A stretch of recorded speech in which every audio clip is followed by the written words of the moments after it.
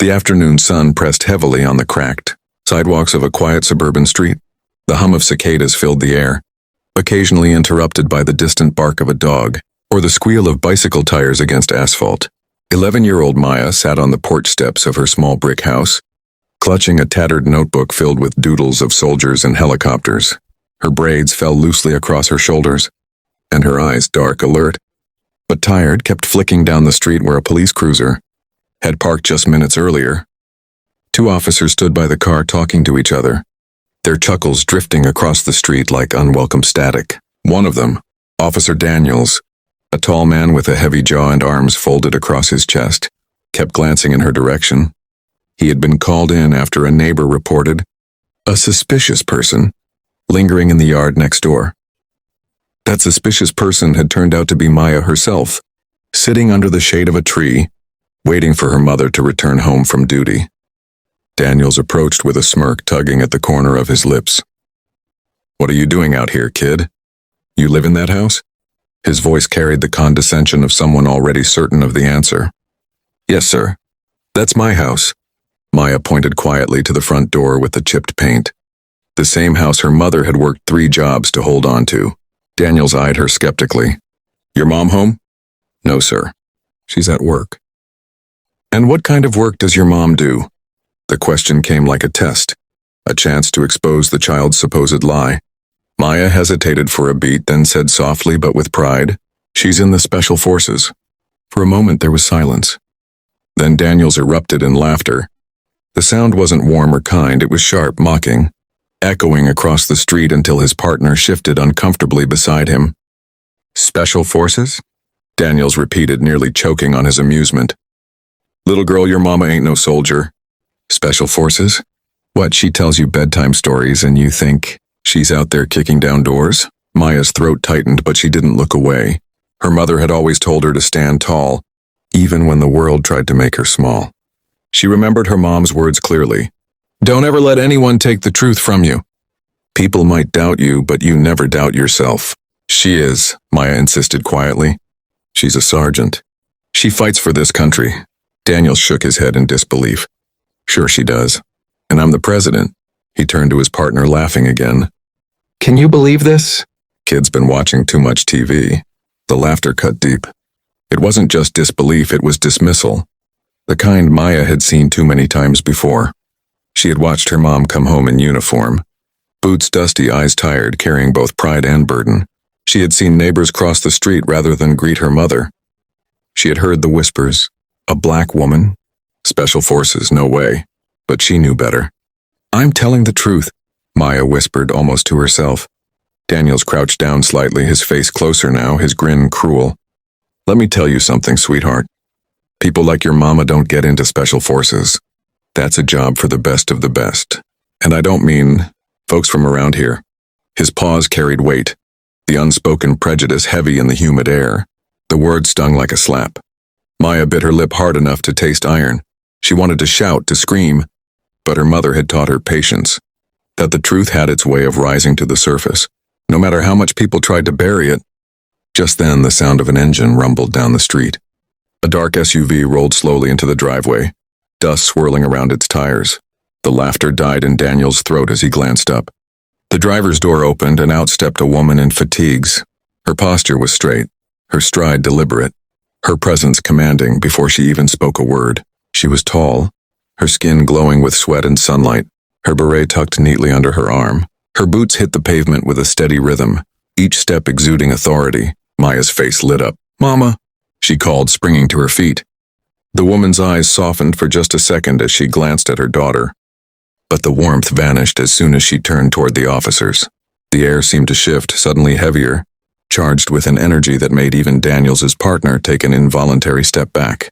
"Officers," she said, her voice firm, calm, and controlled. "Is there a problem here?"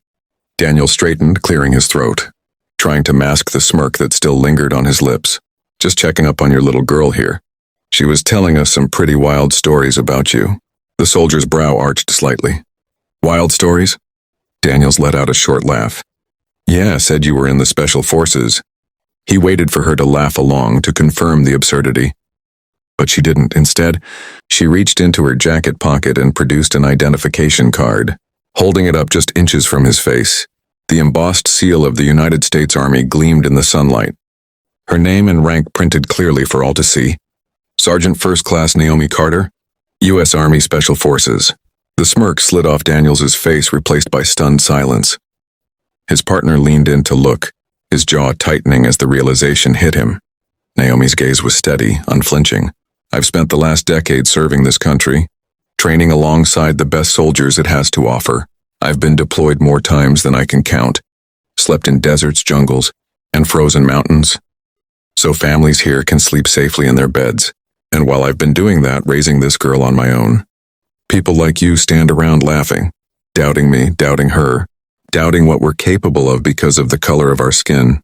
Her words hung heavy in the air, slicing through the quiet neighborhood like a blade. Daniel shifted uncomfortably, his earlier arrogance evaporating in the face of undeniable truth. He opened his mouth as if to speak, but no words came out. Maya watched, her heart swelling with pride. This was her mother, not just the woman who tucked her in at night, but the warrior who had stared down danger and returned home stronger every time. And now, standing in the front yard, she wasn't just defending a nation, she was defending dignity itself. The silence stretched, thick and suffocating, until Naomi finally stepped closer to Daniel's. Her eyes locked onto his with an intensity that forced him to look away. "Don't you ever laugh at my daughter again," she said, her tone razor-sharp yet calm. "She speaks the truth, and the truth deserves respect." Daniel's throat worked as though he wanted to reply, but his words were swallowed by the weight of Naomi's presence. His partner, Officer Ruiz, stepped forward awkwardly, trying to diffuse the tension that now pressed down on the small patch of lawn.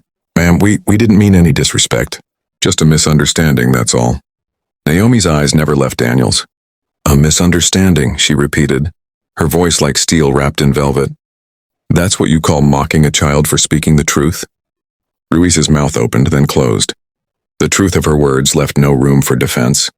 Naomi finally turned her gaze to Maya, who stood rooted to the porch, her small fists clenched, her chin tilted upward in a fragile attempt at bravery. "Baby," Naomi said softly, her voice shifting into something warmer, more tender. "Go inside for a minute." Maya shook her head. "No, Mama, I want to stay." Naomi hesitated. She saw in her daughter's eyes the same stubborn spark that had carried her through boot camp, through endless drills, through nights when exhaustion threatened to break her spirit. That spark was her legacy, so she nodded once, allowing Maya to remain. The silence was broken by the sound of a screen door creaking open across the street. Neighbors had begun to emerge, drawn by the raised voices, by the unmistakable energy of confrontation. Mrs. Jacobs, the elderly woman with kind eyes and a history of peeking through her blinds, stood on her porch watching intently. Two teenage boys leaned against their bicycles at the corner, whispering to each other, their gazes locked on the scene unfolding. Daniel shifted uncomfortably, under the weight of not only Naomi's stare but also the watchful eyes of the community. He forced a chuckle, but the sound was brittle, hollow. "Look, no harm done. We'll just get out of your way." Naomi's jaw tightened. "That's not good enough." The words landed with precision, sharper than any reprimand. She stepped closer, closing the distance between them until Daniels could see the faint scars etched into her skin, the evidence of years spent in places he could never imagine. "My daughter has to live in a world where people like you question her worth before she even gets a chance to prove herself, where she has to defend my service, my sacrifice, as if it were some kind of fairy tale." Naomi's voice grew stronger, carrying across the street for every neighbor to hear. "You think your laughter doesn't matter? It does. It teaches her that her truth will be mocked, that her pride will be stripped away. That is not something I will allow, not today, not ever." Ruiz looked down at the ground, shame burning in his posture. Daniel swallowed hard, his arrogance dissolving into something less certain, though his pride kept him from apologizing outright. Naomi continued, her voice lowering but her intensity unshaken. "I've lost brothers in combat. I've carried men on my back when they couldn't walk another step. I've watched lives end so others could live. And after all of that, I come home to this, a police officer laughing at my child." The words hit like thunder. Even the cicadas seemed to hush for a moment.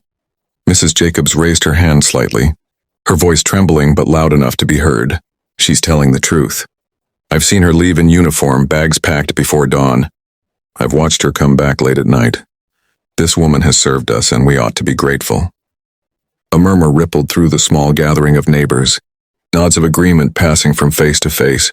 The teenage boys who moments ago had whispered in awe now stood straighter, their eyes reflecting a newfound respect. Maya felt her heart swell. For the first time, it wasn't just her word against their doubt. Others could see it too, could feel it. Daniel's face flushed.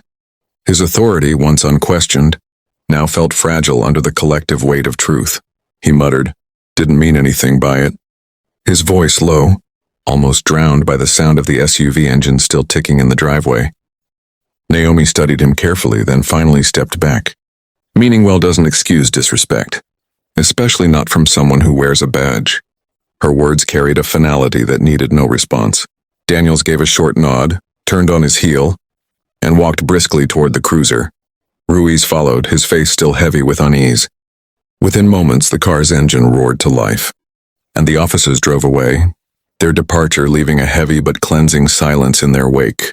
Naomi exhaled slowly, her shoulders relaxing for the first time since stepping out of the vehicle.